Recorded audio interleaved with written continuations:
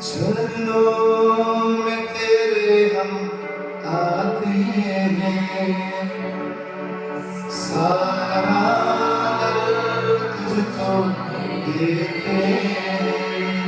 अपनी आवाज चरणों में सारा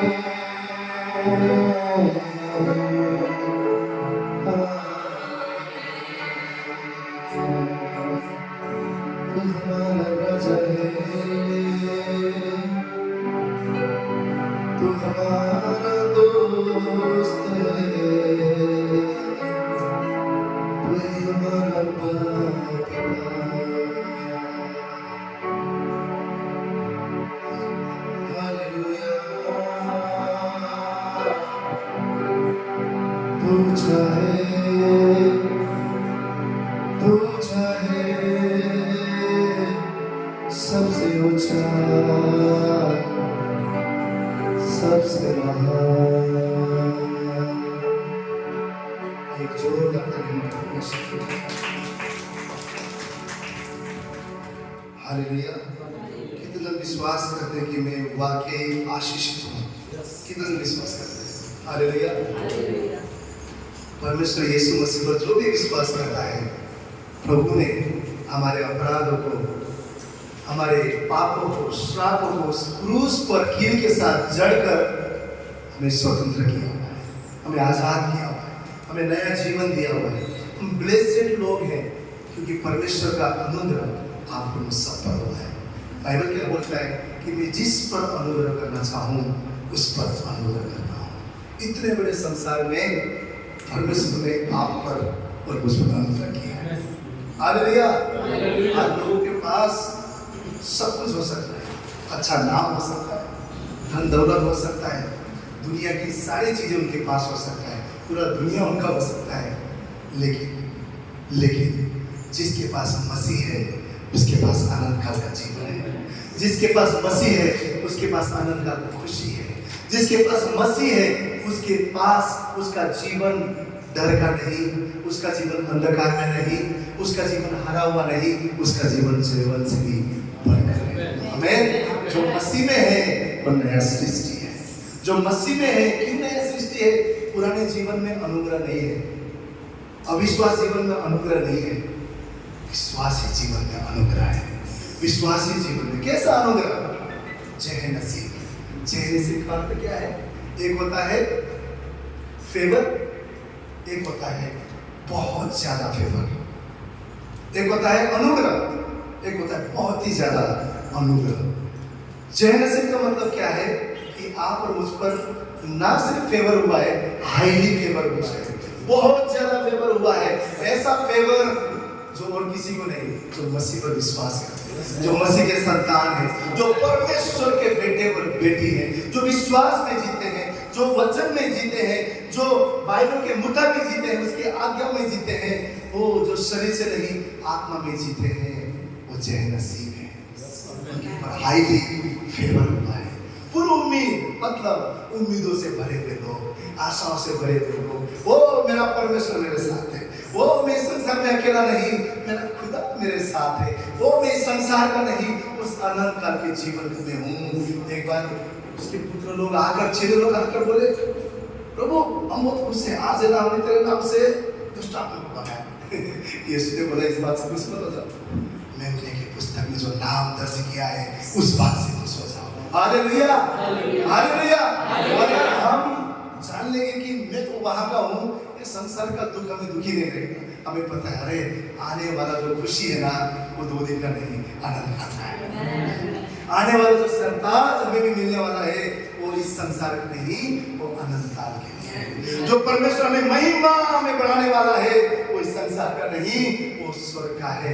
अनंत काल के लिए उस खुदा के सामने बैठकर हम उसकी महिमा करने वाले हैं। कोई बाबल करता है वहां पर कोई भी दुख नहीं, कोई भी आंसू नहीं, कोई भी रोना नहीं। ये आशा से भरे हुए लोगों के पास होता है, और कौन है? वो आप है। हालेलुया। हम आशाओं से, पूरी उम्मीद से भरे हुए लोग हैं, क्योंकि उस खुदा हमारा आने वाला है। हम उस स्वर्ग में अनंत काल के लिए जाने वाले हैं। हालेलुया। पूरी उम्मीद वहां पर ही नहीं, यहाँ पर भी। ऐसा नहीं कि यहाँ पर कुछ भी नहीं, यहाँ पर भी हर आशाहीन जगह पर परमेश्वर हमारी आशा है, वो हमारा उम्मीद है। यहाँ पर भी वो हमें कुछ नहीं परंतु सर्व रखकर हमें जन्म देने वाला, हारा हुआ नहीं, जयवान से भी बढ़कर बनाकर हमें यहाँ पर भी जीवन देने वाला हालेलुया। हम क्या मांगे? क्या मांगे? कभी कभी बाइबल बोलते हैं मांग, कभी कभी बोलते हैं जो उसने दिया है उस पर संतुष्ट रहे। क्यों? क्योंकि वो खुदा बोलता है तेरे मांगने से भी पहले मैं जानता हूँ तुझे क्या देना है। तेरे मांगने से भी पहले मैं जानता हूँ तुझे क्या देना है। वो ऐसा करता है। कभी कभी हम अपने आंखों से इतना मांगते हैं परंतु उसने हमारे लिए इतना दिया है, सूली पर अपने हाथों को फैला दिया, बोलता है इतना इतना मैंने तेरे लिए दिया है। उसके पास भरपूरी है, आमीन। उसके पास जीवन है, उसके पास सब कुछ है। और आज हम इस गीत को गाएंगे, प्रभु तेरा अनुग्रह मेरे लिए काफी है, तेरा अनुग्रह मेरे लिए काफी है। जब मैं कम पर भी पड़ जाता हूँ तेरा अनुग्रह मुझे उठाता है, जब मैं बलहीन भी हो जाता हूँ तेरा अनुग्रह मुझे बल देता है, जब मैं ताकत के बिना भी शक्तिहीन भी संसार में हो जाता हूँ तेरा अनुग्रह मुझे उठाता है। हालेलुया। वही तो उसका प्रेम है। संसार में किसी के साथ अगर हम 100 बातें भी अच्छे करें लेकिन एक चीज भी उसकी मुताबिक नहीं करेंगे, उस दिन आपका प्रेम कम हो गया। उस दिन आप बदल गए, अरे वो तो ऐसे ही है। क्यों? आपने 100 की 100 बातें अच्छा नहीं किया, एक भी कम हो गया। लेकिन परमेश्वर का प्यार क्या है पता है? जब हम गिर भी जाते हैं ना तो बोलते पिता यीशु मुझ पर तरस कर, धोते हुए आता है, गले लगाता है, अपने लहू से धोता है, शुद्ध करता है, उठाता है, पिता से विनती करता है, पिता दया कर, मैंने इसके लिए लौटा है, मैंने इसके लिए अपना प्राण दिया है, उसे फिर से एक बार अपना संतान बना। ये अगाधे प्रेम है कि हम जब आप देखते उस समय मसीह हमारे लिए मरा। हम धर्मी नहीं थे, हम अच्छे नहीं थे, हम तो कीचड़ में थे, तब भी वो खुदा आप और मेरे मेरे लिए मरा। ये अगापे प्रेम कभी कम नहीं होगा। सदा ये प्रेम में जीना सीखे और जाने कि ऐसा प्रेम इस संसार के प्रेम को ना ढूंढे, परमेश्वर के प्रेम को ढूंढे, उस पे डूबते जाए, क्योंकि वो जहनसीब आप और मुझे उसने जहनसीब बनाया है। आप और मुझे उसने पूरी उम्मीद से भरा हुआ है। आप और मुझे उसने आशीषित किया है। तो मिलकर इस गीत को हम मांगेंगे, गाएंगे और कहेंगे, प्रभु मैं तेरे आंखों की पुतली हूँ, मैं तेरे हाथों की रचना हूँ, मैं तेरे पंखों के तले हूँ, मैं तेरे ख्यालों में हूँ, मैं तुझसे जुड़ा हुआ हूँ। तू जिंदा खुदा मुझ में जिंदा है। हम सब मिलकर आइए इस गीत को गाएंगे।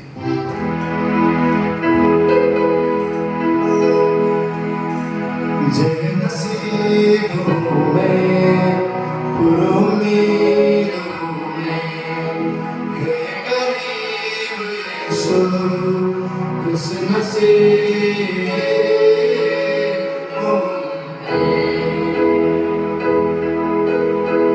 तेरी बारगाह में बीत जाए सारे उम्र। अब क्या बात? तेरी बारगाह में बीत जाए सारे उम्र, तेरी बारगाह में बीत जाए सारे उम्र, तेरी बारगाह में बीत जाए सारे उम्र। इबादत में बन जाऊं यीशु नाम लेकर, इबादत में बन जाऊं यीशु नाम लेकर, ओ इबादत में बन जाऊं यीशु नाम लेकर, इबादत में बन जाऊं यीशु नाम लेकर, ओ इबादत में बन जाऊं यीशु नाम लेकर, इबादत में बन जाऊं यीशु नाम लेकर। जय नसीब हूँ मैं, उम्मीद हूँ मैं, हे करीब यीशु, खुश नसीब तू, जय नसीब हूँ मैं, उम्मीद हूँ मैं, हे करीब यीशु, खुश नसीब हूँ मैं। सब कहेंगे, तेरी बारगाह में बीत जाए सारे उम्र। आपकी आवाज़, तेरी बारगाह में बीत जाए सारे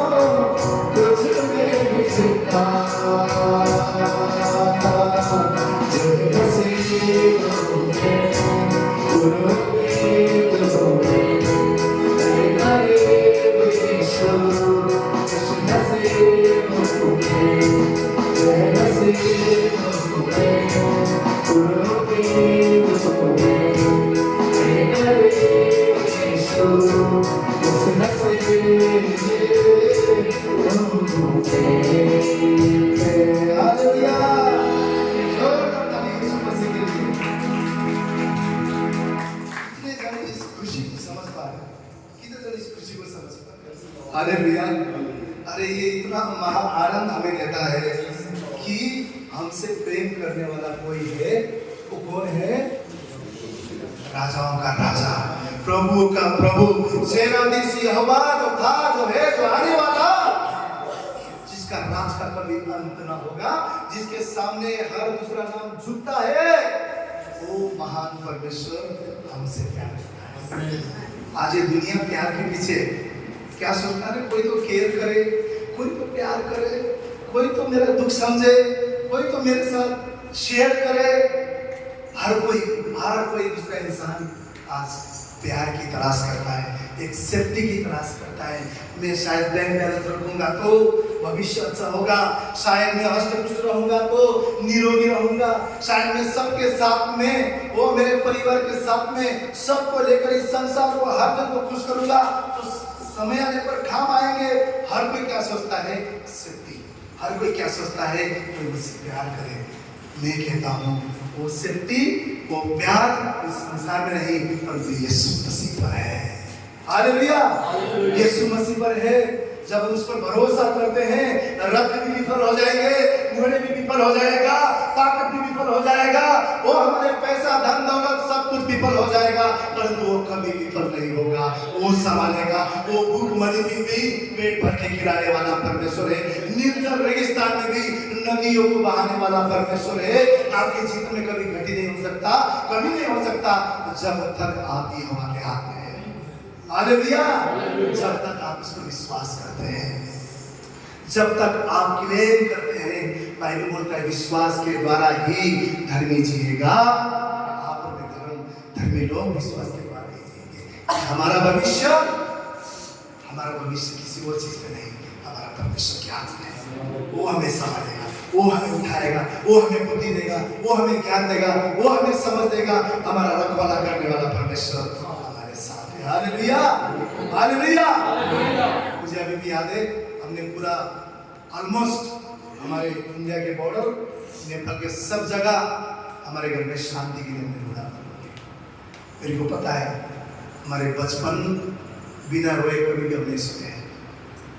हर दिन घर में झगड़ा होता था, हर दिन घर में तकलीफ होता था, पैसा आता था कहाँ चला गया पता ही नहीं चलता था। हम लोग सुबह खाते थे, सोचते थे आज शाम को मिलने वाला है। फिर अभी भी याद है स्कूल के दिन हमारे सारे दोस्त टिफिन बोलते थे।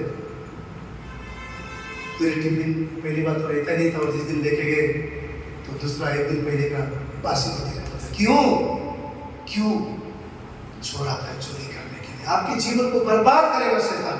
आपके जीवन में आप लाख कोशिश कीजिए, आपके घर में शांति आ ही नहीं सकता, क्योंकि यीशु मसीह ने क्या बोला?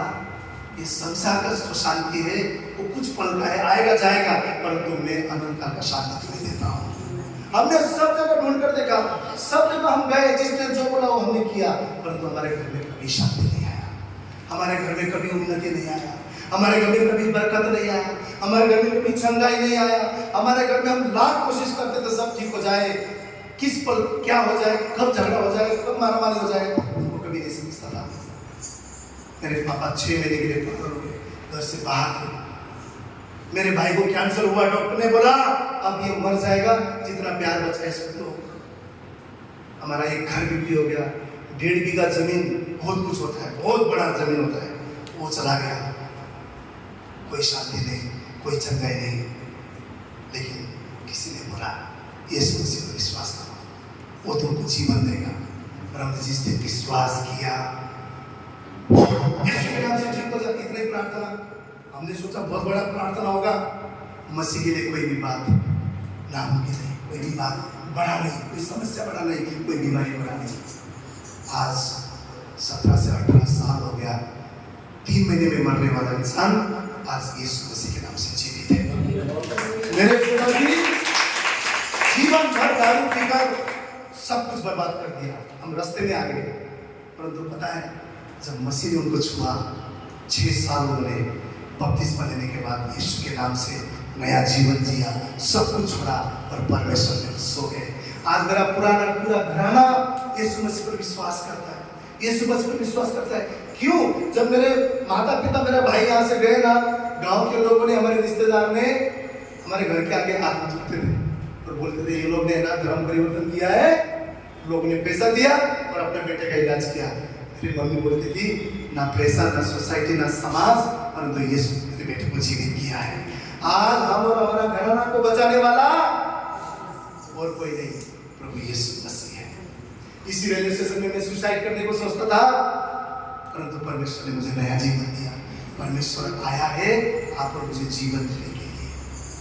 हमने और हमारा घराना ने जाना है कि इस पूरे संसार में ऐसा प्यार कहीं नहीं, पूरे संसार में ऐसा दया कहीं नहीं, पूरे संसार में ऐसे चंगाई कहीं नहीं, ऐसा आनंद का जीवन और कोई नहीं दे सकता, ऐसा शांति कोई नहीं दे सकता।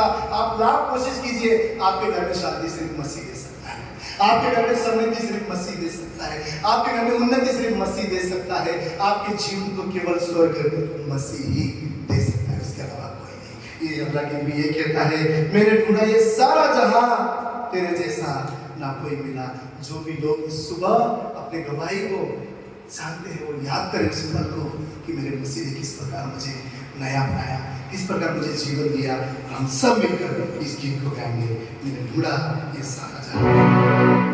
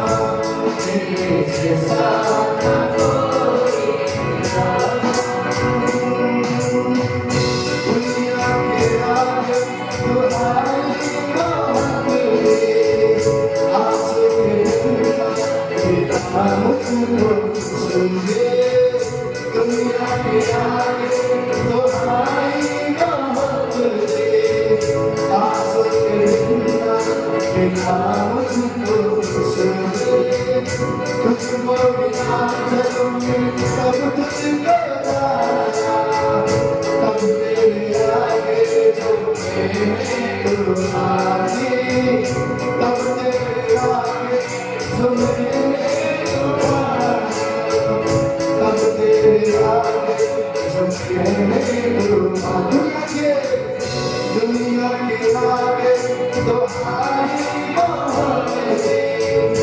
आंसू के गिरना ये नाम तुझको मिला जब ये दिल तुझको जाना तब तेरे आगे जो मैंने तुम्हारी तूने सुनी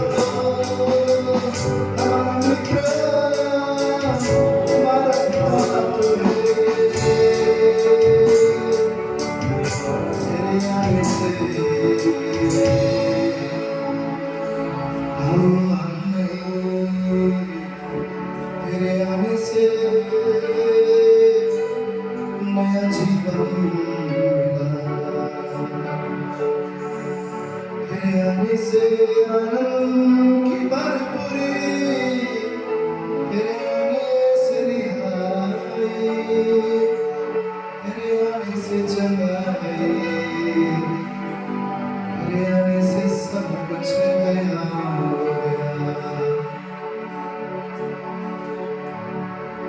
सोडूनी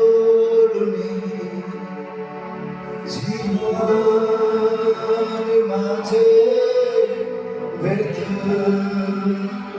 व्यर्थ व्यर्थ आहे। तेरे बिना हम किस बात पर नहीं उतरे प्रभु, इस सांसें भी तूने दिया है,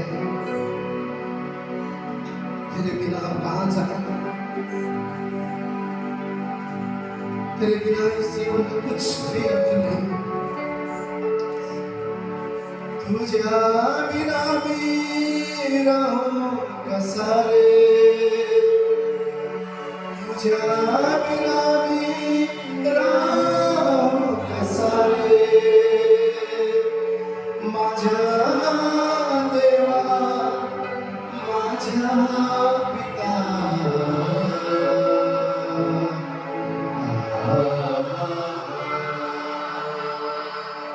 तुझे सोडूनी, आपकी आवाज में जीवन माझे व्यर्थ व्यर्थ आहे। सब तू सोडूनी, तुझे सोडूनी जीवन माझे व्यर्थ व्यर्थ व्यर्थ आहे। तुझ्या बिना मेरा होगा सारे, तुझ्या बिना मेरा होगा सारे।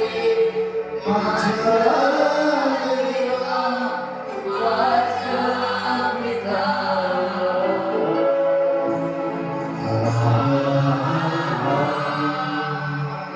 आपकी आवाज में प्रभु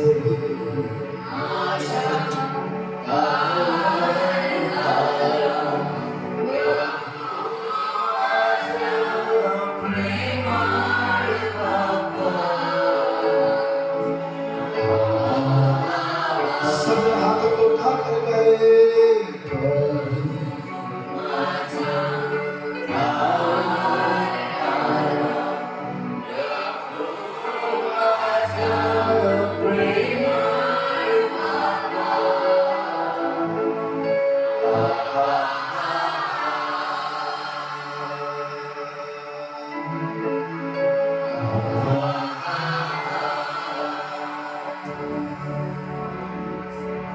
यीशु जी यीशु जी,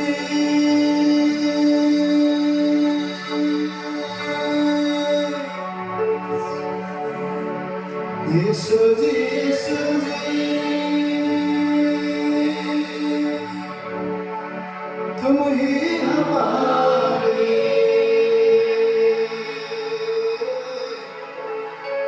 हम भी तुम्हारे।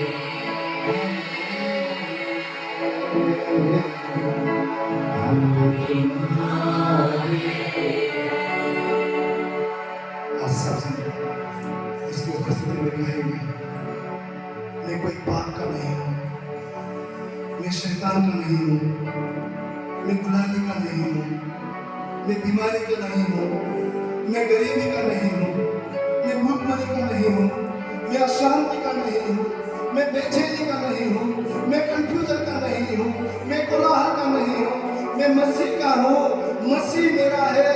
मैं मेरे जीवन का भाग मेरा यहोवा है, मेरे जीवन का हिस्सा मेरा यीशु है, मेरे जीवन का हिस्सा मेरा भरपूरी है, मेरे जीवन का हिस्सा चंगाई है, रिहाई है, आपकी जीवन है, मेरे जीवन का हिस्सा भरपूरी है। मैं कन्फेस करता हूँ मेरे जीवन, मैं घोष करता हूँ मेरे जीवन में यीशु के नाम से घोष करता हूँ, मैं यीशु का हूँ, मैं यीशु का हूँ, मैं भरपूरी का हूँ, मैं आनंद का हूँ, मैं चंगाई का हूँ, ओ मैं उस आनंद का के जीवन का हूँ, ओ मैं रिहाई का हूँ, मैं आजादी का हूँ, मेरे यीशु का मैं हूँ। ओ अब मैं पाप का नहीं, अब मैं गुलामी का नहीं, अब मैं शैतान का नहीं, यीशु ने अपने लहू से मुझे खरीदा है। मैं उसका दुल्हन हूँ, वो मेरा राजा है, वो मेरा दुल्हा है, वो मेरा पवित्र प्रभु है। भक्ति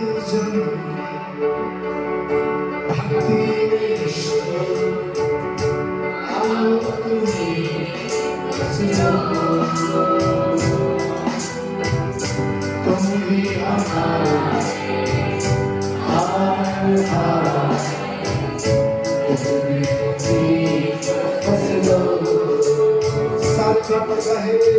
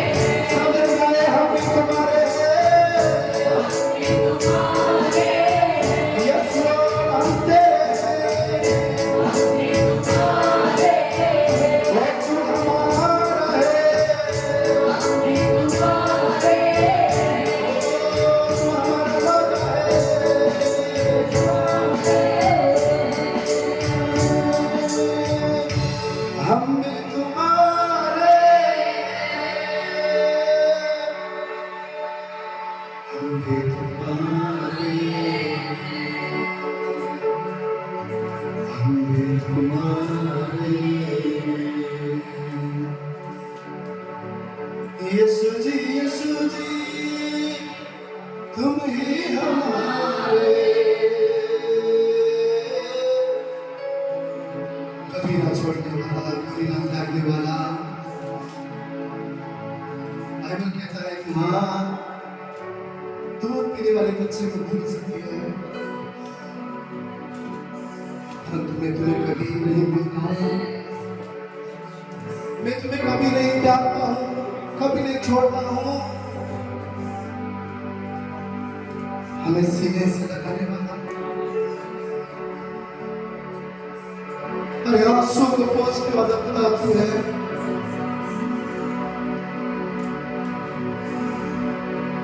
हमें दोष नहीं परंतु अपने लहू से धोने वाला पिता तू है।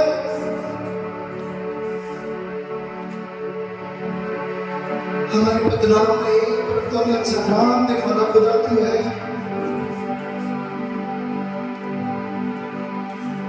हमारी बलहीनता में हमें बल देने वाला परमेश्वर तू है। ये संसार हमें छोड़ सकता है,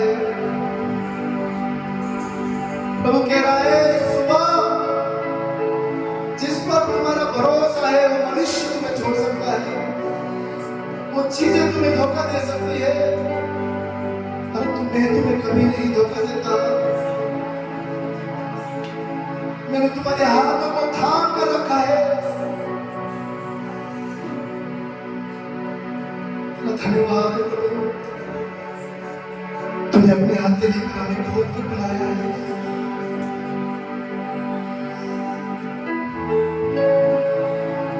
सदा हमारा भला चाहने वाला प्रभु तू है। तू हमें कभी तुच्छ नहीं जानता,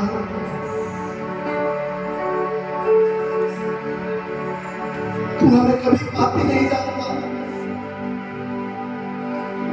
तू जब हमें देखता है तो अपनी धार्मिकता हमारे ऊपर देखता है, अपना प्रेम हमारे ऊपर देखता है, अपनी वफादारिता को हमारे ऊपर देखता है। हमें मदद करना प्रभु, तू जो हमसे अपेक्षा करता है वही तुझे खुश करने वाले हम संतान बन सके तो बाकी हमारे जीवन में हम पवित्रता में चलकर तुझे खुश कर सके। हमें देखकर तू कहने का है ये मेरा बेटा और बेटी है, ये मेरे संतान है जिससे मैं अति प्रसन्न हूं। हमें बता दे हमारे कमजोर क्षेत्र में तेरा बल आ जाए,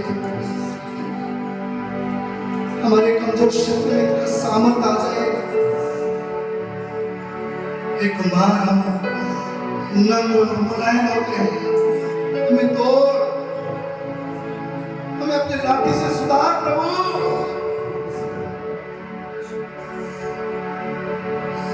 हमें अपने लाठी से सुधार, सुधार पिता, ताकि हमारा जीवन तेरे मुताबिक हो सके। हम तेरे लाठी और तेरे सोने से प्रभु हमारे जीवन को तू बना दे, अपने हाथों से बना दे, हमें तोड़ कर मोड़ कर ऐसा बना जिसमें तेरी मसा हो, जिसमें तेरा अभिषेक हो, जिसमें तेरा पवित्रता हो प्रभु। सुबह हम अपने आप को तेरे हाथों में देते हैं, तेरा राज हम तेरे वचन के द्वारा हमारी दुरुस्ती कर प्रभु, हमारी दुरुस्ती कर ताकि हम बच जाए प्रभु, ताकि उस अनंत काल में प्रसन्न के साथ, आनंद के साथ, तेरी खुशी के साथ प्रवेश कर सके। तेरे जैसे बना दे। इस सुबह तेरे वचन के द्वारा तू हमें सही करने जा रहा है, इसलिए हम तेरा धन्यवाद करते हैं। सारा आदर तुझे देते हैं प्रभु, सारा सम्मान तुझे देते हैं।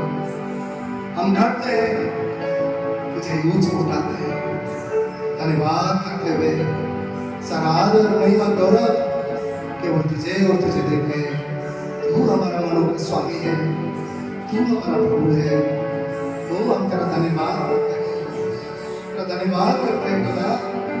ये सुबह हम तेरे हुजूर में आ सके, इससे कोई बेहतर जगह नहीं प्रभु। हम तेरा धन्यवाद करते हैं। वो हर कोई अपने मुंह को खोल कर ऊंची आवाज में उस परमेश्वर का धन्यवाद करे, अपने उत्तम तालियों के द्वारा धन्यवाद करे, वो उसकी पढ़ाई करे, उसकी प्रशंसा करे। वो कितना भला है, वो हमारे बीच में है, उसको धन्य कहे। प्रभु तो धन्यवाद के योग्य है, प्रभु तो आराधना के योग्य है, आपकी महिमा के योग्य है। वो मैं तुझे आदर देता हूँ प्रभु, मैं तुझे सम्मान देता हूँ राजा, और यीशु मैं तुझे ऊंचा उठाता हूँ। धन्यवाद, धन्यवाद, तालियों के साथ धन्यवाद करे, धन्यवाद करे, उसकी महिमा करे, उसकी स्तुति करे, उसकी प्रशंसा करे। ओ मैं चिल्ला करके hallelujah, oh hallelujah, oh thank you Lord, we worship you Lord. भला है, भला है, भला है प्रभु, भला है परमेश्वर, भला है खुदा। हम तेरी महिमा करते हैं, धन्यवाद करते हैं, धन्यवाद। सारा आदर और महिमा तुझे देते हुए प्रार्थना विनती को मन उद्धार करता प्रभु यीशु के नाम से बात करते हैं, आमीन।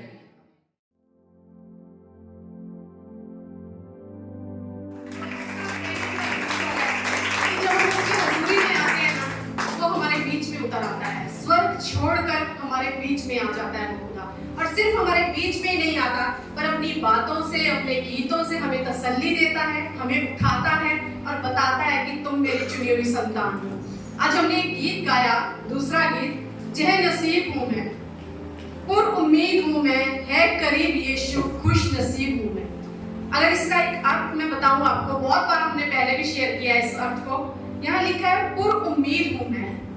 अक्सर हम सबने सुना होगा, जब कोई लेडीज प्रेग्नेंट होती है तो क्या कहते हैं, वो उम्मीद से है। ऐसा ही कहते हैं ना, वो उम्मीद से है। किस चीज की उम्मीद है?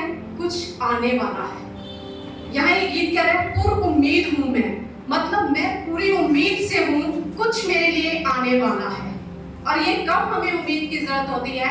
जब एक औरत प्रेग्नेंट होती है, उसकी शेप भी बिगड़ती है, उसका वजन भी बढ़ता है, उसको परेशानियां भी आती हैं, बहुत से हालात ऊपर नीचे होते हैं, लेकिन फिर भी वो खुश रहती है, मैं उम्मीद से हूँ, मैं उम्मीद से हूँ। तो आज कहिए, मैं उम्मीद से हूँ, मैं उम्मीद से हूँ, क्योंकि कुछ आने वाला है। मेरी शेप बिगड़ रही है, मेरा वजन बढ़ रहा है, मुझे परेशानियां हो रही है, बहुत सी बातें ऐसी हैं जो मेरे अनुसार नहीं हो रही है, लेकिन फिर भी मैं कहती हूँ मैं उम्मीद से हूँ, क्योंकि जो आएगा वो खूबसूरत होगा। तो आज परमेश्वर एक बार फिर आपसे ये कहता है कि तुम खुश हो जाओ, आनंद मनाओ, अपनी इस समय को नहीं, आने वाले समय के लिए उम्मीद रखो, कुछ आने वाला है। अपने कर्ता की और अपनी नजर को टिका कर चलो। मेरा वचन आज इस पर बिल्कुल नहीं है, लेकिन हम ये जब हम गीत गा रहे थे तो एक बार फिर परमेश्वर ने मेरे मन में ये गाना, हमेशा अपने जीवन में इस बात को बोलो, मैं उम्मीद से हूँ। हर दिन सुबह उठकर बोलो, मैं उम्मीद से हूँ। मुझे अभी दिख नहीं रहा कुछ, लेकिन कुछ बन रहा है, अंदर कुछ तैयार हो रहा है, परमेश्वर कुछ बना रहा है, क्योंकि वो निरंतर काम करता रहता है और मेरे जीवन में वो एक दिन मेरे सामने प्रकट होगा। आमीन। आइए हम अपने आप को खुदा के हाथों में सौंप दें। स्वर्गीय पिता, एक बार फिर आपके प्यारे बेटे यीशु मसीह के नाम से हम आपके चरणों में आते हैं पिता। धन्यवाद देते हैं खुदावंद यीशु कि अपने वायदे के अनुसार प्रभु हमारे बीच में आ जाने वाले खुदा। धन्यवाद खुदा कि इस योग्य आज आपने हमें किया प्रभु जी, किस मुख से हम आपकी बढ़ाई कर पाते हैं प्रभु जी, आपको महिमा दे पाते हैं खुदावंद यीशु। कि सुंदर सांसें आपने दी है खुदावंद यीशु, कि आज हम एक सुंदर जीवन जी रहे हैं पिता, वो जीवन जो आपने हमें दिया है प्रभु यीशु। ये आशीषें आपकी है प्रभु जी, ये सांसें आपकी दी है प्रभु यीशु, ये जीवन आपका दिया हुआ है खुदावंद यीशु। और एक बार फिर हम अपने आप को, इस जीवन को प्रभु जी आपके आगे बलिदान करके चढ़ाते हैं मेरे खुदा। होने दे पिता परमेश्वर, एक बार फिर प्रभु आज तेरी मर्जी हमारे जीवन में पूरी होने पाए खुदा, तेरी मर्जी पूरी होने पाए खुदावंद यीशु। नूह कहता है खुदावंद यीशु कि तेरी चेतावनियों पर मैंने विश्वास करके अपने घराने को बचा लिया प्रभु। बोले देख खुदा, चाहे तू हमें उत्साह में बढ़ाए, चाहे चेतावनी दे, चाहे तू हमें प्रभु जी करेज दे, जैसे भी तू के बात करना चाहता है हमसे कर मेरे खुदावंद यीशु। हम तेरी सुनने के लिए तैयार हैं। हम एक बात जानते हैं खुदा, जब तू बात करता है प्रभु वो हमारे लिए सुहावनी बातें हैं प्रभु जी, वो उत्तम बातें हैं प्रभु यीशु, वो मीठी बातें हैं, वो प्रशंसा के योग्य आदरणीय बातें हैं खुदावंद यीशु। एक बार फिर हम आज आपकी आवाज को सुनने के लिए तैयार हैं पिता। तो सुना प्रभु यीशु, हम उसे ग्रहण करने वाले हो सके और उसके अनुसार चलने वाले बन सके खुदा। धन्यवाद देते हैं, अपने आप को आपके हाथ में सौंपते खुदा। रूह मुझ में होकर बात करे प्रभु जी, ये मुख मेरा हो, शब्द तेरे हो खुदावंद यीशु। अपने पात्र का तू इस्तेमाल कर मेरे खुदा। धन्यवाद देते हैं, सारी महिमा आदर गौरव आपके नाम को देते हैं और इस दुआ को यीशु मसीह के सामर्थी नाम से मांग लेते हैं। आमेन आमेन आमेन। हम सब निकालेंगे पहला राजा, पहला राजा उसका 5वां अध्याय, 1 किंग चैप्टर 5।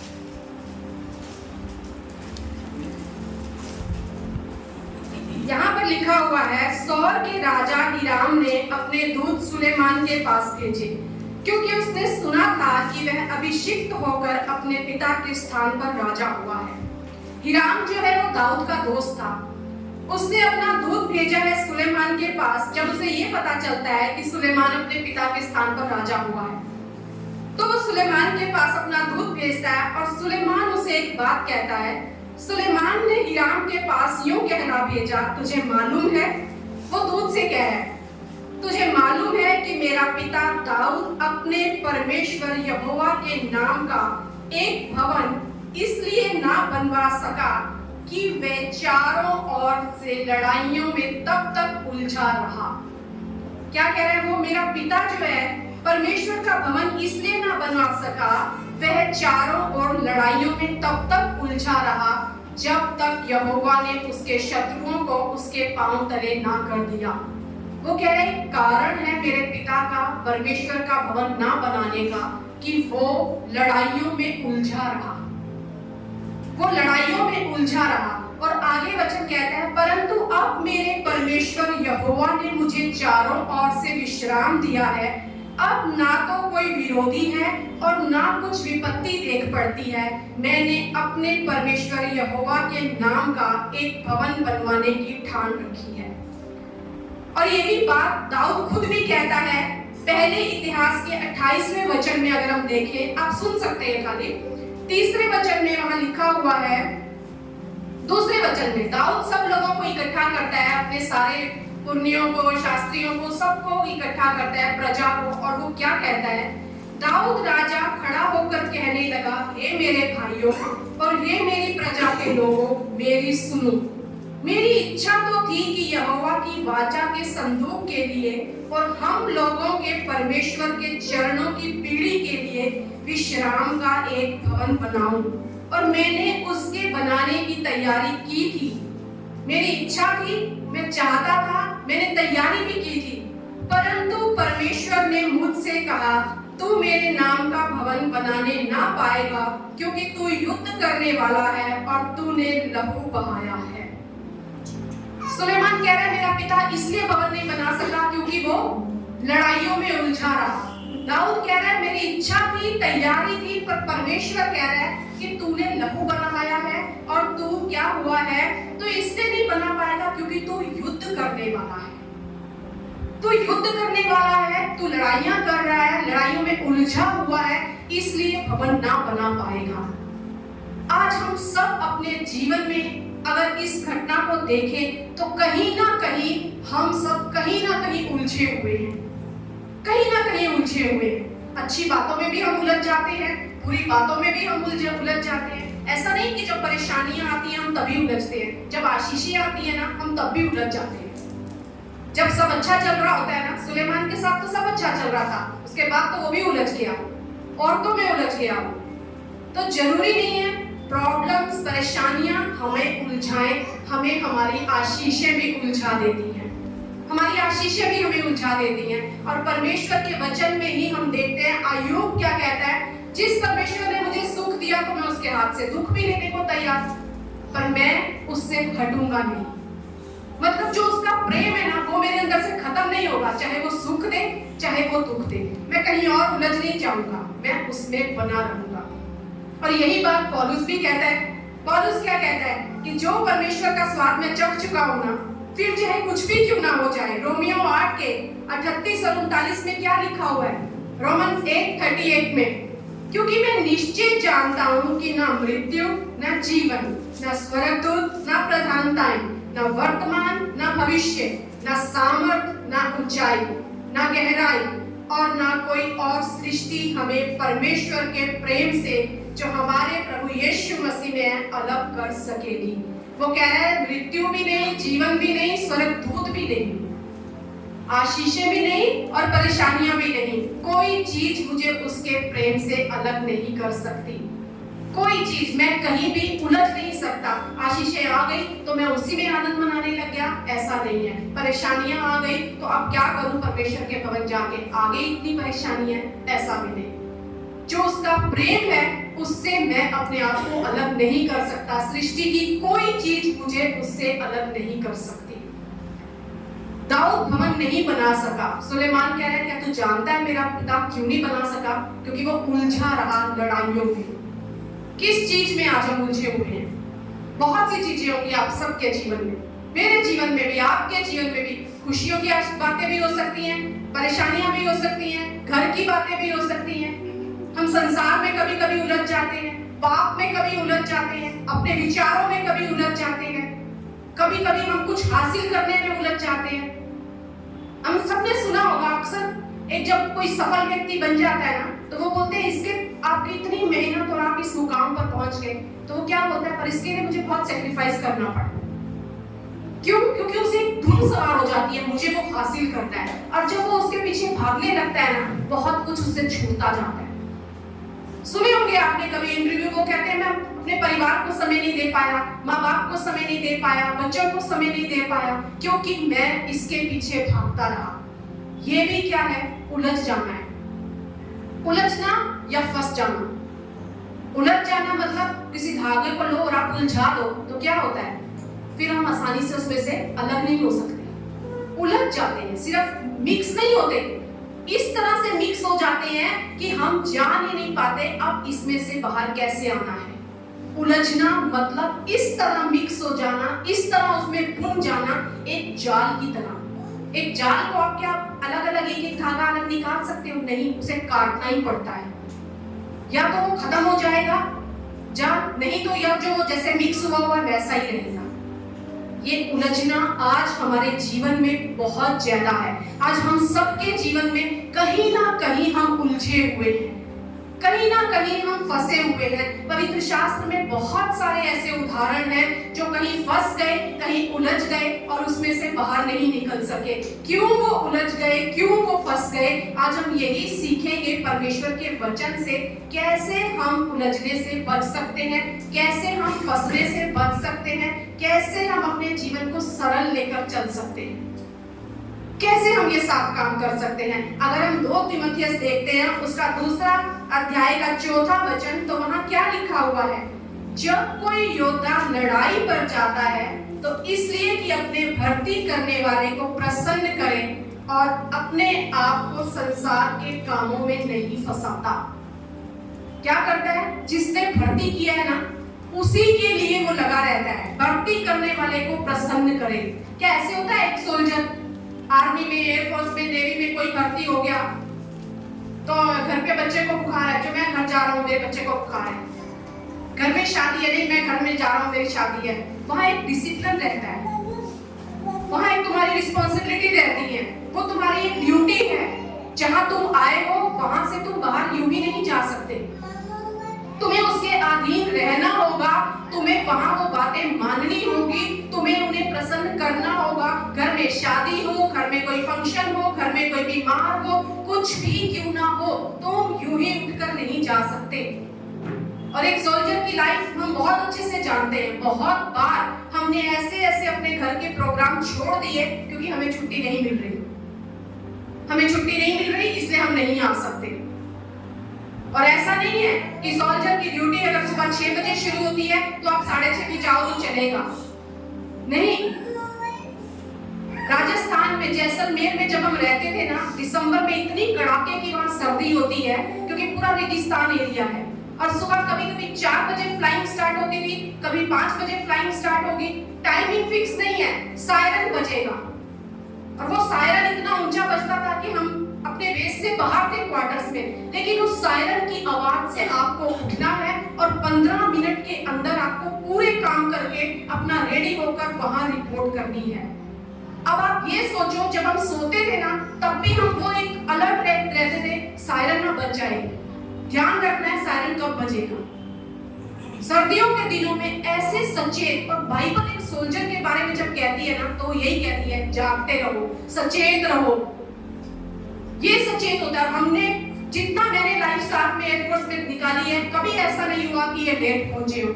सायरन बजा नहीं, उठो सायरन बज गया, फटाफट ब्रश किया, ब्रेकफास्ट टिफिन में डाला, फटाफट बनाया, 15 मिनट में रेडी होकर वहां रिपोर्ट करनी है।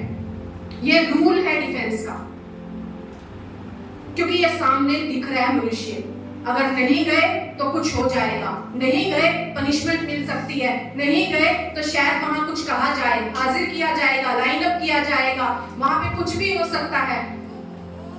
तो ये हम परमेश्वर का वचन कह रहे हैं, जब कोई योद्धा लड़ाई पर जाता है तो इसलिए कि अपने भर्ती करने वाले को प्रसन्न करे।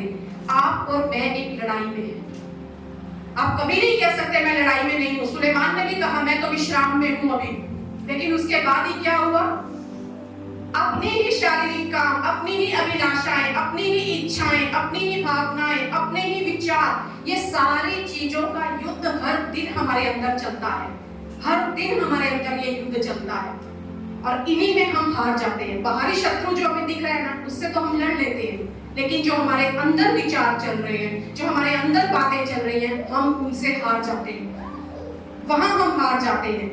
और यहाँ परमेश्वर का वचन आज हमें सिखा रहा है, तुम्हारा एक गोल होना चाहिए, तुम्हारा एक फोकस होना चाहिए, और वो क्या होना चाहिए? जिसने तुम्हें भर्ती किया है उसे प्रसन्न करो। उलझा मत लो अपने जीवन को, बिखेर मत लो अपने जीवन को, फंस मत जाओ कहीं और पे, ताकि तुम फिर उसके योग्य ना रहो। जब हम फंस जाते हैं तब हम आसानी से निकल नहीं सकते। शिमशोन का क्या हुआ हम सब जानते हैं। आज मैं पूरा डिटेल में नहीं जाऊंगी क्योंकि शिमशोन की स्टोरी हम बहुत बार सब जानते हैं। एक स्त्री को देखा, मुझे तो इसी से शादी करनी है, थोड़े टाइम बाद दूसरी को देखा, मुझे तो इससे साथ रहना, तीसरे बार दूसरी को देखा तो वहां चला गया, भूल गया अपना फोकस, फंस गया उन अभिलाषाओं में, उन स्त्रियों में, इस कदर फंस गया कि फिर वो अपने आप को बाहर नहीं निकाल सका। जिन पलिश्तियों के ऊपर उसे राज करना था, उसे रूल करना था, वो पलिश्ती उसके ऊपर रूल करने लगे। या तो आप उसमें फंसे ना, ये आप ध्यान रखें,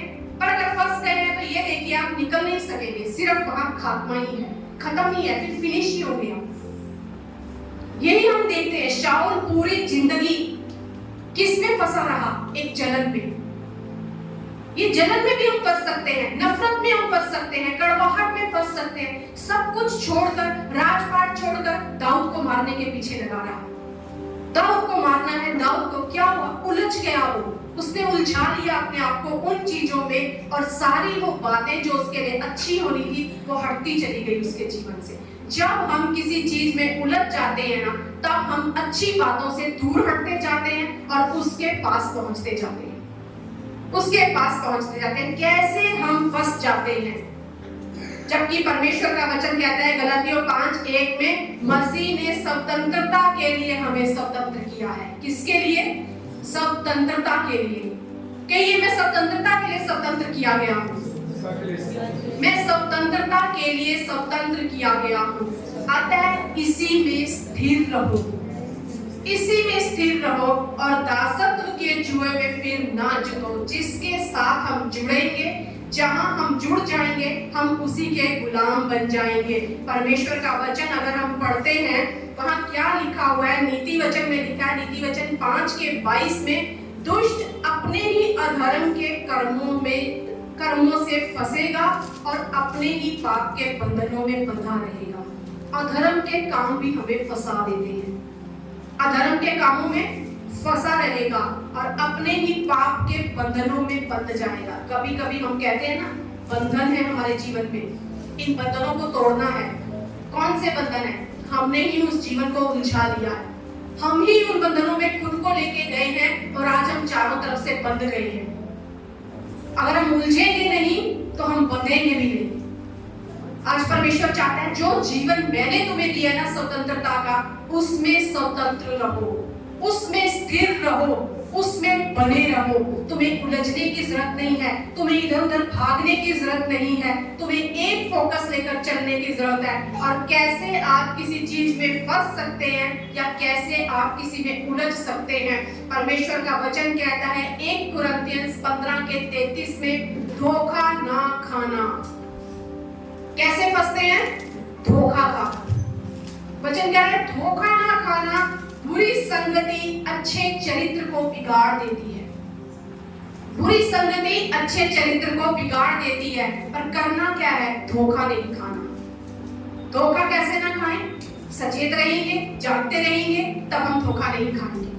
और अगर 2 कुरिन्थियंस 2:14 में देखें तो वहां लिखा है, परंतु परमेश्वर का धन्यवाद हो जो मसीह में सदा हमको जय के उत्सव में लिए फिरता है और अपने ज्ञान की सुगंध हमारे द्वारा हर जगह फैलाता है।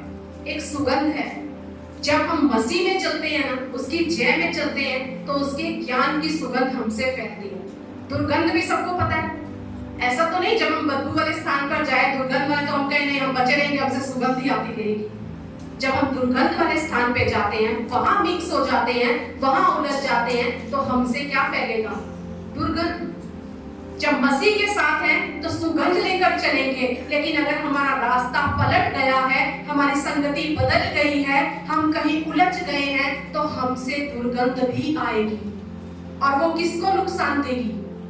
हमें भी, दूसरों को भी। परमेश्वर कहता है जहां तुम रहोगे वैसे तुम बनते जाओगे।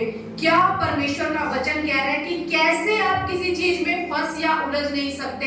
सबसे बड़ा उसका कारण है हमारा नजरों को सही रखना। परमेश्वर का वचन कहता है मेरी ओर दृष्टि करो, जितनों ने मेरी ओर देखा उन्होंने क्या किया? ज्योति पाई। हमारी आंखें क्या, हम इन आंखों पे कंट्रोल नहीं कर सकते, जो देखते हैं हमें बड़ा अच्छा लगता है। हम सबके साथ शॉपिंग पे जाएं तो हमें कपड़े भी बड़े अच्छे लगते हैं, किसी की चीज देखें हमें वो भी बड़ी अच्छी लगती है। जो देखा ना, हमारी आंखें इतनी जल्दी उसे कैच कर लेती हैं ना, इतनी जल्दी उसे पकड़ लेती हैं, और जो हमारा दिल है ना, फिर वो चाहत रखता है उसे पाने की, फिर वो कहता है ये मुझे मिल जाए। शिमशोन ने तिम्ना में गया, स्त्री को देखा, गाजा में गया, उस वेश्या को देखा, दलीला के पास गया, दलीला को देखा। क्या कर रहा है? अब चाहिए। सिर्फ आंखें ही नहीं किसी चीज को पकड़ती, ये दिल उसे जल्दी पकड़ने की कोशिश करता है। और फिर क्या हुआ? गाजा में गया, उसी स्त्री से विवाह करना है, वेश्या के पास गया, वहां रहने लगा, दलीला के पास गया, दलीला की गोद में रहने लगा। और लूत के बारे में हम सब पढ़ते हैं, अब्राहम के साथ आया, अब्राहम के जीवन को देखा, कैसे प्रार्थना का जीवन है, कैसे आशीषित जीवन है। पर क्या वचन कहता है? वचन में लिखा हुआ है जब उसने सारी हरी तराई को देखा जो सदोम के निकट थी, उसको देखा और वो सदोम के निकट चला गया। थोड़े टाइम बाद क्या हुआ? सदोम में ही रहने लगा। ये बहुत जरूरी है, हम क्या देखते हैं। देखने से हम अपनी आंखें बंद नहीं कर सकते कि हम तो देखेंगे ही, पट्टी बांध के हम नहीं चल सकते, या कुछ भी देखा तो आंख बंद कर ले, ऐसा नहीं। पर हम इन आंखों की निगरानी करें कि ये क्या देख रही है, और देख भी रही है तो हर चीज हमारा दिल से पकड़ ना ले। दाऊद क्या कहता है? मैंने मेरे हृदय का स्वामी किसको बना दिया है? परमेश्वर। यानी वो मेरे हृदय पे कब्जा करके बैठा हुआ है, मैंने अपने सम्मुख उसके वचन को रख लिया है, ताकि मैं कभी डिगमगाऊं ना, ताकि मैं कभी पाप ना करूं। आंखें देखेंगी, लेकिन जरूरी है अपनी आंखों के सामने इस वचन को भी रखें, ताकि हम कभी डगमगाएं ना, हम कभी गिरे ना। अपने इस हृदय का स्वामी अपने परमेश्वर को बनाएं, ताकि ये हृदय जल्दी से किसी पकड़ में ना आ जाए। अगर ये पकड़ा गया तो हम वहीं पे जाकर निवास स्थान बना लेंगे, हम वहीं रहने लगेंगे और हम वहीं टिक जाएंगे, और फिर हम उलझ जाएंगे। दाऊद ने पता बहुत सी गलतियां करी, बहुत से उसने पाप किए, लेकिन फिर भी उसका जो मन था ना वो एक ही जगह पे लगा रहता था, वो परमेश्वर पे टिका रहता था। पाप करते पश्चाताप करता था।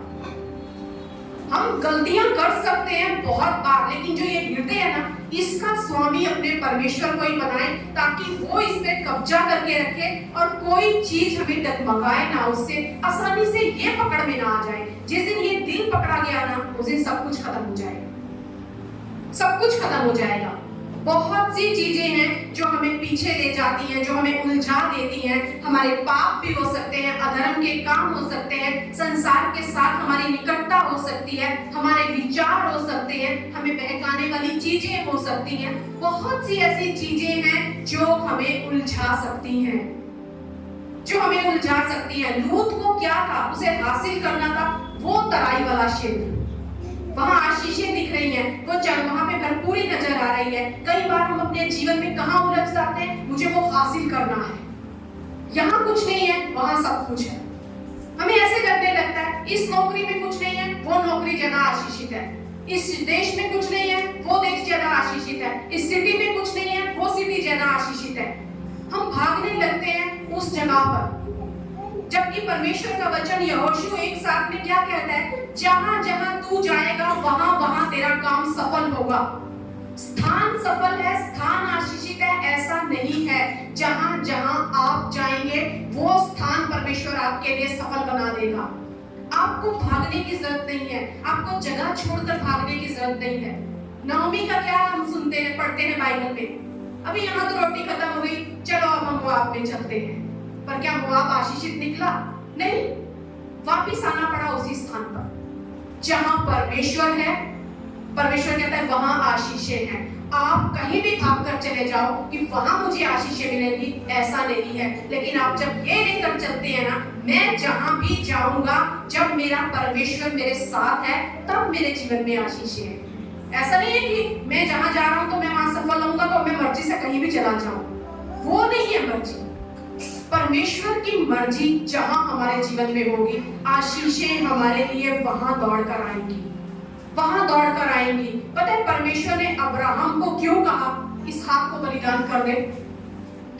क्यों कहा परमेश्वर ने? परमेश्वर ये देखना चाहता था जो आशीष मैंने दी है, कहीं तू इसी में तो नहीं उलझ गया, कहीं तो अब इसी में ही तो नहीं खो गया और तू मुझे भूल गया। कभी कभी जब हम अपनी आशीषों में खो जाते हैं ना, परमेश्वर को आशीषें भी हमसे ले लेता है, क्योंकि वो कहता है तुम मेरे हो। हम ये गीत तो गाते हैं, पर ये गीत हम तब ज्यादा खुश होकर गाते हैं जब परेशानियां होती हैं, तो हम कहते हैं हम तेरे हैं प्रभु, तू हमारा है। पर परमेश्वर कहता है आशीषों में भी तुम मेरे हो। तुम्हें आशीषें मिल गई तो घर मत बैठ जाओ, अब भी तुम मेरे हो। अगर मैं संकट में तुम्हारे साथ हूँ तो मैं तुम्हारी खुशहाली में भी तुम्हारे साथ रहना चाहता हूँ। मैं हर स्थान पर तुम्हारे साथ चलना चाहता हूँ, जहां भी तुम जाओ। ये मंदिर आज क्यों नहीं बन रहा? और अब मंदिर दीवारों का मंदिर नहीं है। क्या कहा है परमेश्वर ने? अगर हम एक वचन पढ़ते हैं, वहां परमेश्वर ने साफ तौर पर लिखा है, दूसरा पत्रस 2:5 में, 2 पीटर 2 चैप्टर 5 वर्स, तुम भी आप जीवितों पत्थरों के समान आत्मिक घर बनते जाते हो। अब हम जीवित पत्थर हैं और आत्मिक घर है। अब परमेश्वर ना वहां निवास नहीं करता पत्थरों में, अब परमेश्वर हमारे अंदर निवास करता है, हमारे अंदर निवास करता है। निर्गमन की पुस्तक अगर हम खोले, हम सब अगर खोले निर्गमन की पुस्तक, उसका हम निकालेंगे 40वां अध्याय, निर्गमन की पुस्तक एक्सोडस 40 चैप्टर 34 और 35 वर्स। एक्सोडस को आप खोल के रखना। अभी हम इसमें से ही परमेश्वर के वचन देखेंगे कि कैसे परमेश्वर हमसे क्या चाहता है और वो क्या उसकी इच्छा है कि हम उसके लिए क्या करें। 40वें वचन में अगर हम देखते हैं, हम सब जानते हैं परमेश्वर इस्राएलियों को मिस्र से निकाल कर लाया, रेगिस्तान में से निकाल कर ले गया, जंगल में से निकाल कर ले जा रहा है, सब कुछ उनके लिए कर रहा है, उनके साथ साथ चल रहा है, दिन में रात में उनके साथ अपनी उपस्थिति रख रहा है। फिर परमेश्वर का वचन क्या कहता है? 34वां वचन 40वें अध्याय का, तब बादल मिलाप वाले तंबू पर छा गया और यहोवा का तेज निवास स्थान में भर गया। पर बादल मिलाप वाले तंबू पर ठहर गया और यहोवा का तेज निवास स्थान में भर गया, इस कारण मूसा उसमें प्रवेश ना कर सका। इतनी ज्यादा उपस्थिति है वहां पर कि वहां पे वो प्रवेश नहीं कर पा रहा है मूसा। क्या है यहाँ पर? परमेश्वर की उपस्थिति है। अगर हम देखते हैं निर्गमन 25 के 8 में कुछ वचन निकालेंगे हम लोग, तो वहां परमेश्वर ने क्या कहा था उनसे? मेरे लिए एक पवित्र स्थान बनाए कि मैं उनके बीच में निवास करूं। ये जो तंबू तैयार हुआ है ना, ये परमेश्वर ने कहा था मेरे लिए एक निवास स्थान बनाना ताकि मैं तुम्हारे बीच में निवास करूं। एक मंदिर मेरे लिए तैयार करना, एक निवास स्थान मेरे लिए बनाना ताकि मैं उसमें निवास करूं। और यहाँ 40वें अध्याय में कह रहा है वो जो भवन है ना, इस कदर जो तंबू है, इस कदर उस तेज से भर गया क्योंकि वहां पर परमेश्वर की उपस्थिति है और वो मूसा अंदर जा नहीं पा रहा है। परमेश्वर कह रहे हैं जगह तैयार करना, मैं वहां पे आके निवास करूंगा। और उसका अनुभव मूसा यहाँ बता रहा है कि इतना तेज है उसके अंदर क्योंकि वहां परमेश्वर निवास कर रहा है, वहां परमेश्वर निवास कर रहा है। और निर्गमन 29 के 42 में अगर हम देखें तो वहां क्या लिखा हुआ है? 29 के 42 में लिखा है तुम्हारी पीढ़ी से पीढ़ी में यहोवा के आगे मिलाप वाले तंबू के द्वार पर नित्य ऐसा ही होम बलि हुआ करे। यह वह स्थान है जिसमें मैं तुम लोगों से इसलिए मिला करूंगा कि तुझसे बातें करूं। एक स्थान तैयार करो, मैं वहां निवास करूंगा, वहां पर आकर तुम्हें बलि करना है, होम बलि करो, वहां मैं तुमसे बात करूंगा। पहले मंदिर बनाना है, निवास स्थान बनाना है, मैं उसमें निवास करूंगा, फिर मैं वहां पर आकर तुमसे बात करूंगा। और उसके बाद अगर हम पढ़ते हैं परमेश्वर का वचन यहीं पे 44वें में ही लिखा हुआ है, 43वां वचन ही कहता है मैं इस्राएलियों से वही मिला करूंगा और वह तंबू मेरे तेज से पवित्र किया जाएगा। मैं वहां उपस्थित रहा करूंगा उस जगह पर और मेरे तेज से वो स्थान पवित्र किया जाएगा। और मैं मिलाप वाले तंबू और वेदी को पवित्र करूंगा और हारून और उसके पुत्रों को भी पवित्र करूंगा कि वे मेरे लिए याजक का काम करें। एक मंदिर बनाओ, मैं उसमें रहूंगा, मैं जब वहां आऊंगा तुमसे बातें करूंगा, तुमसे बातें करूंगा, मैं उस स्थान पर अपना तेज दिखाऊंगा, उस स्थान को भी पवित्र करूंगा और तुमको भी पवित्र करूंगा ताकि तुम मेरे लिए काम करो। ये परमेश्वर की इच्छा है आपके और मेरे लिए। आज परमेश्वर ये नहीं कहता बिल्डिंग खड़ी करो, फिर उस बिल्डिंग में मैं आऊंगा, फिर वहां पर तुम आना संडे को एक बार, फिर मैं वहां तुमसे मिलूंगा, तुमसे बात करूंगा और उस एक दिन में तुम सेवा करके चले जाओ।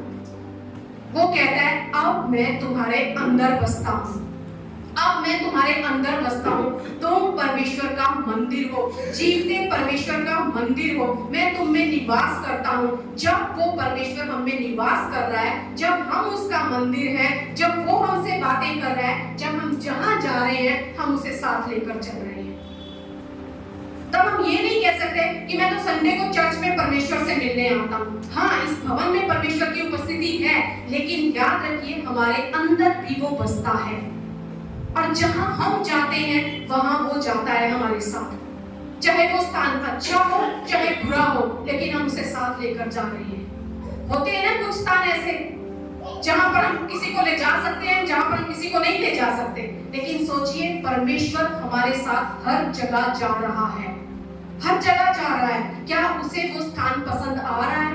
क्या वो हमारी उस जगह पे जहां हम जा रहे हैं, जो हम कर रहे हैं, उससे खुश हो रहा है? पर परमेश्वर चाहता है मैंने जो मंदिर तुम्हारे अंदर कहा है बनेगा, उस मंदिर को तैयार करो, मैं तुमसे बातें करूंगा, मैं वहां निवास करूंगा, मैं तुम्हें पवित्र करूंगा, फिर मैं तुमसे अपनी सेवा लूंगा, फिर मैं तुमसे अपनी सेवा लूंगा। ये परमेश्वर आपसे और मुझसे चाहता है, लेकिन हमारा जीवन आज उलझा हुआ है। कहां हम उलझ गए हैं, कहां हम उलझ गए हैं? बहुत से वचन हैं जो हमें बताते हैं हम कहां उलझ गए हैं। अगर हम देखें तो आज जीवन की चिंताएं हमें बड़ी सताती हैं, बहुत चिंता है हमें सबको, बच्चों की चिंता, पति की चिंता, घर की चिंता, बाहर की चिंता, बिजनेस, पति बिजनेस कर रहा है पर चिंतित पत्नी है, कुछ कर नहीं सकते पर चिंता कर रहे हैं। प्रभु यीशु मसीह ने क्या कहा मार्था से? मार्था तू बहुत बातों की चिंता करती है। कोई बात थी मार्था के पास? खाना बनाना है, पर मार्था क्यों चिंतित है? ये कुछ नहीं कर रही, मैं सब कुछ कर रही हूं।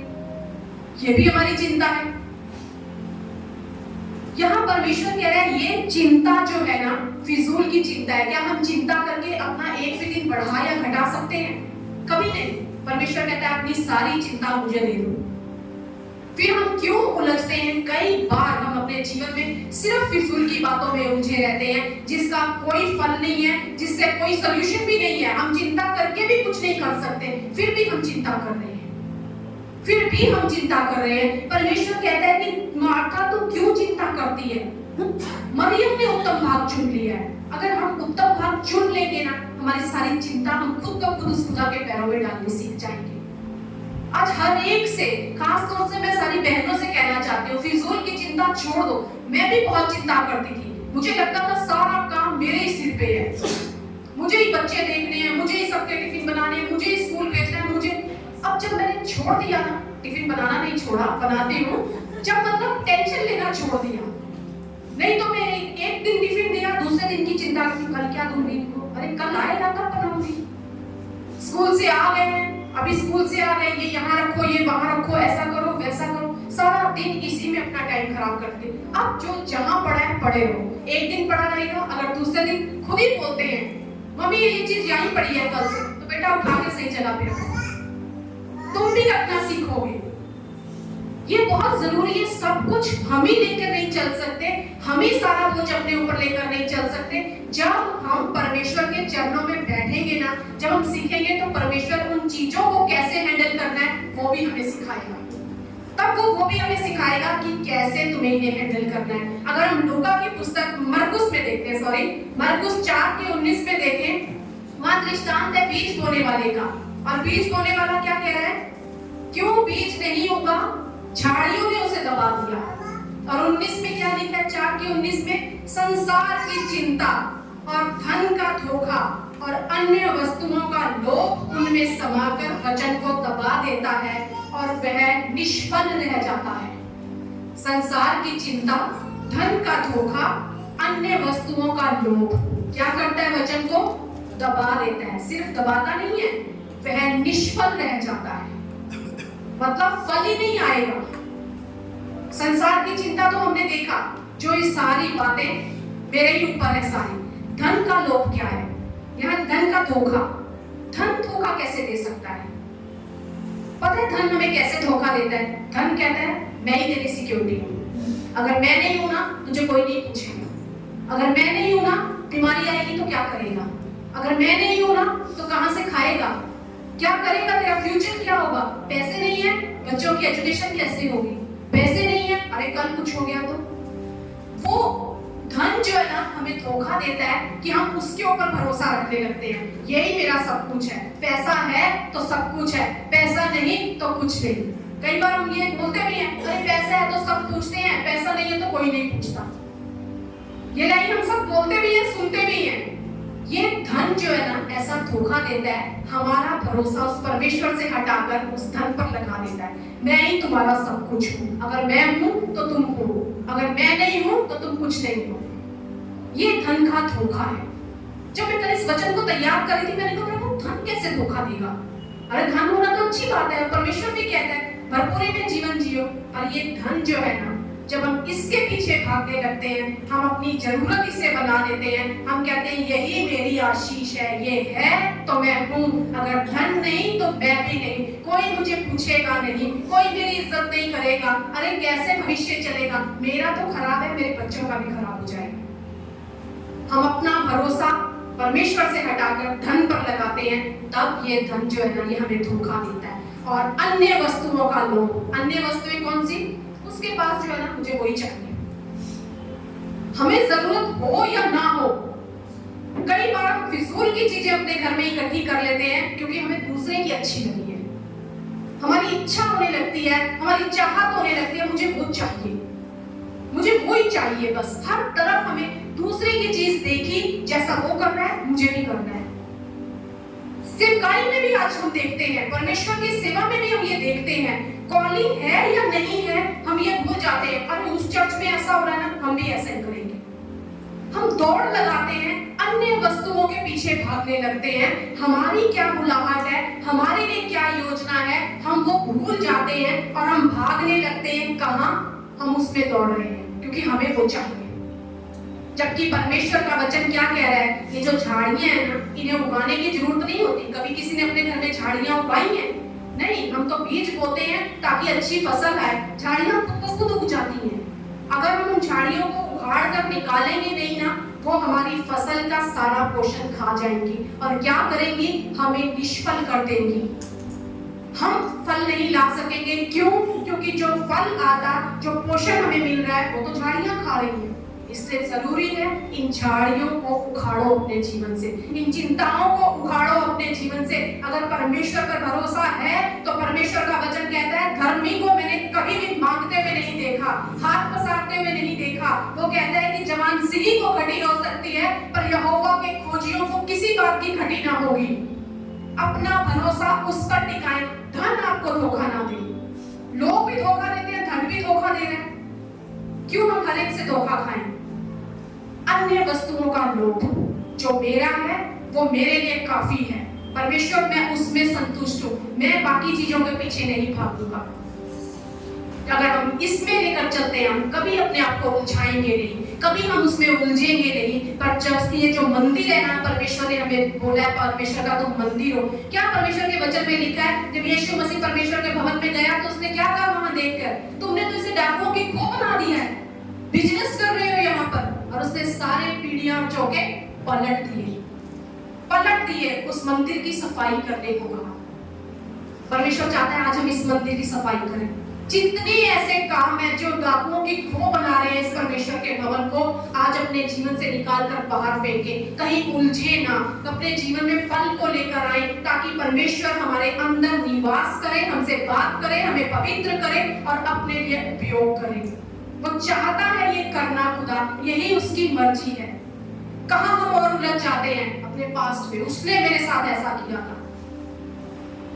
लूत की पत्नी की कहानी हम सब जानते हैं। पीछे पलट के देखा, आगे नहीं बढ़ सकी, वहीं खड़ी रह गई।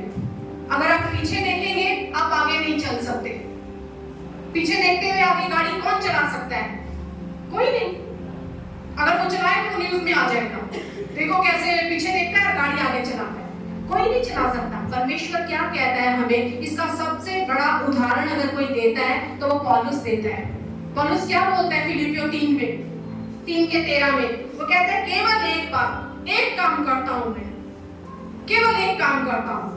उस पास से बाहर निकलने के लिए आपको एक काम करने की जरूरत है, बहुत सारे काम करने की जरूरत नहीं है। एक काम कि जो बातें पीछे रह गई हैं उनको भूल कर आगे की बातों की ओर बढ़ता हुआ चला जाता हूँ। कहाँ जा रहे हैं? निशाने की ओर दौड़ा चला जाता हूँ। एक फोकस, जिसने मुझे भर्ती किया है मुझे उसको प्रसन्न करना है। पीछे जो हो गया छोड़ दिया मैंने, पीछे नहीं मैं दौड़ रहा हूँ, आगे भाग रहा हूँ। क्यों? निशाने की तरफ। आप सभी इधर ध्यान दीजिए, निशाने की तरफ भागा चला जा रहा हूँ। कितनों ने एथलीट्स को दौड़ते हुए देखा है? कोई भी दौड़ हो, स्कूल की हो, कॉलेज की हो, कहीं भी हो, जब एथलीट, एक प्रॉपर एथलीट जब दौड़ता है तो वो क्या करता है, पिछले जितने मुझे मेडल मिले सारे पहन के भागूंगा कि सबको पता लगे मैंने क्या हासिल किया है। नहीं, वो मेडल भी उतार देता है। जो हासिल किया है ना वो भी वो छोड़ देता है। पहले हमने क्या हासिल किया है या क्या खोया है, दोनों चीजें। बोझ भी लेके नहीं वो भागता। क्या जब दौड़ता है धावक तो वो क्या करता है, बड़े साधारण से उसके कपड़े होते हैं, हम सब ने देखे हैं। क्यों? जितना बोझ होगा ना ऊपर, उतना दौड़ने में मुश्किल होगी। अपने इस बोझ को अपने जीवन से उतारो। अगर आज भी कोई पास्ट आप ढो रहे हैं, वो आपको सिर्फ थकाएगा, आपको आगे बढ़ने से रोकेगा, आपको निशाने की तरफ जाने नहीं देगा, आपका वजन बढ़ाएगा, सिर्फ आपका वजन बढ़ाएगा।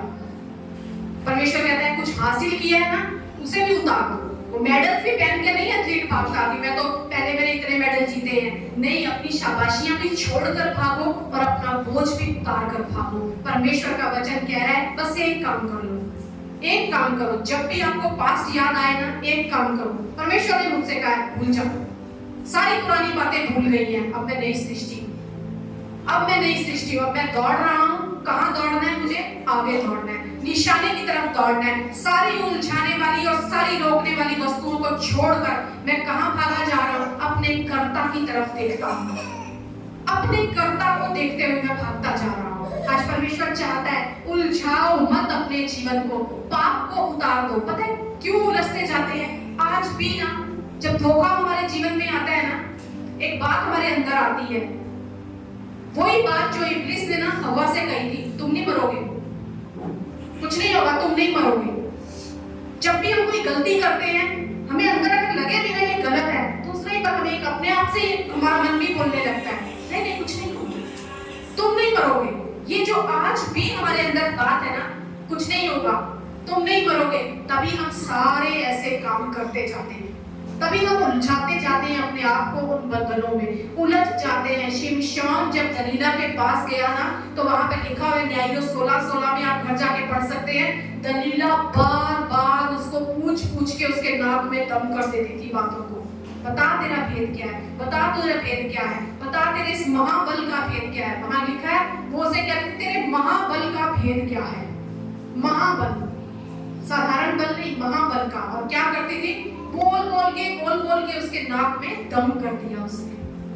ये चीजें हमारे जीवन में, चाहे वो पास्ट हो, चाहे संसार की चिंता हो, चाहे हमारा कोई भी कैसे भी गलतियां हो, या संसार की निकटता हो, अगर हम संसार के बहुत निकट जाकर रहते हैं तो भी हम उसमें फंस जाएंगे। क्या हमने देखा है शिमशोन किस तरह देखा, मन ने खींच लिया और फिर वहीं जाकर रहने लगा।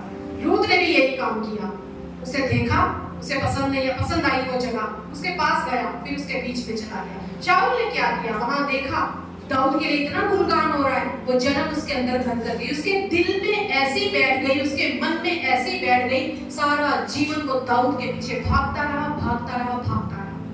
आज परमेश्वर चाहता है आप कहाँ उलझे हैं, उस उलझन से खुद को बाहर निकालो। उन बंधनों से आजाद करने वाला भी हमारा परमेश्वर ही है। जब हम अपने आप को एक मंदिर बनाते हैं, जब हम उसे निवास करने देते हैं, जब वो हमसे बातें करेगा, तब वो हमें पवित्र करेगा और अपने लिए उपयोग करेगा। तब वो हमसे जब बातें करेगा, हमें बताएगा ये मार्ग सही है, ये मार्ग गलत है, यहाँ मत जाना, तुम मर जाओगे, फल मत खाना, ये तुम्हारे लिए नहीं है, तुम्हारे जीवन में फल है, अगर ये झाड़ियां होगी तुम्हें निष्फल कर देंगी। आज खुदा चाहता है सारी बातों को छोड़कर, जो भी तुम्हारे अंदर अगर है, कोई भी ऐसी चीजें हैं जो आपको उलझा रही हैं, आपके विचार, आपकी भावनाएं, कौन से युद्ध में आज आप हैं? दाऊद तो शत्रुओं से युद्ध लड़ रहा था, हमारे भी बहुत से शत्रु हो सकते हैं, हमारे विचार हमारे शत्रु हो सकते हैं, हमारी भावनाएं हमारे शत्रु हो सकती हैं, लोग हमारे शत्रु हो सकते हैं, हमारी पावर, हमारी पोस्ट, हमारे कोई जुनून, किसी के पीछे भागने का, कोई जलन, कोई नफरत, बदला लेना है मुझे उससे, कुछ भी हो सकता है जिसमें हम उलझे हो सकते हैं। पर परमेश्वर चाहता है मैं बंधनों को तोड़ने की सामर्थ्य रखता हूँ। अपने आप को आजाद करो, इस परमेश्वर के मंदिर की सफाई करो, सारे पीढ़ी और चौके परमेश्वर को कहें आज पलट देता हूँ, मुझे इस योग्य बना कि मैं तेरा पवित्र स्थान कहलाऊं प्रभु, ताकि तू इसमें वास करे, तू इसमें वास करे प्रभु, और तू मुझसे बात करे। इससे बड़ी कोई बात नहीं जब वो जिंदा खुदा हमसे बात करे। वो कोई मूर्त नहीं है, वो जिंदा खुदा है। और बात कौन करता है? जो जीवित है। जो जीवित है वो बात करता है। ऐसा कभी नहीं हो सकता जब हम पवित्र शास्त्र पढ़ने बैठे और खुदा हमसे बात ना करे। हर समय वो बात करता है, और परमेश्वर चाहता है मैं तुमसे बात करना चाहता हूँ, मैं तुम्हारे साथ संगति करना चाहता हूँ। बस एक काम करो, मंदिर तैयार करो, एक स्थान तैयार करो मेरे लिए। आज भी वो खुदा एक स्थान ढूंढ रहा है। क्या हम कह सकते हैं प्रभु मैं वो तेरा स्थान बनूंगा? हम प्रभु में है और परमेश्वर का मंदिर है, ऐसा नहीं। जब तक मंदिर पवित्र नहीं है वो निवास नहीं करेगा। परमेश्वर से आज हम यही कहें, आइए हम प्रार्थना करें और खुदा से कहें कि प्रभु तू मुझे धो। एक बार फिर सामर्थी परमेश्वर हम तेरे चरणों में आते हैं खुदा, एक बार फिर आज हम यही बात चाहते हैं खुदा, अपने लहू से धोकर हमें शुद्ध कर मेरे खुदा यीशु, अपने योग्य बना मेरे खुदा, ताकि तू यहाँ निवास कर सके। तू कहता है पिता परमेश्वर एक निवास स्थान मेरे लिए तैयार करो, ताकि मैं वहां आकर वास करूं, ताकि मैं तुमसे बात करूं। वहां मेरा तेज इस कदर प्रकट होगा, वो भवन मेरे तेज से भर जाएगा।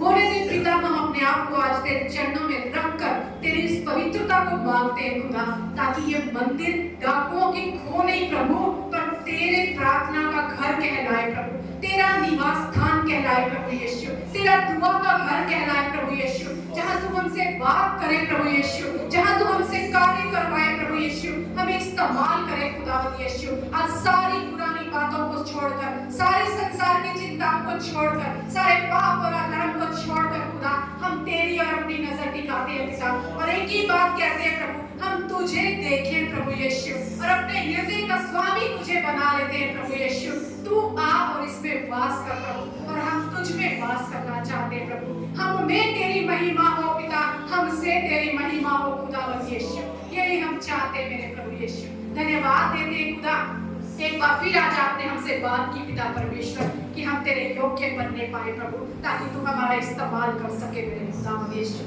धन्यवाद देते हैं प्रभु यीशु, सारी महिमा आदर गौरव आपके नाम को देते हैं, और इस दुआ को यीशु मसीह के सामर्थी नाम से मांगते हैं।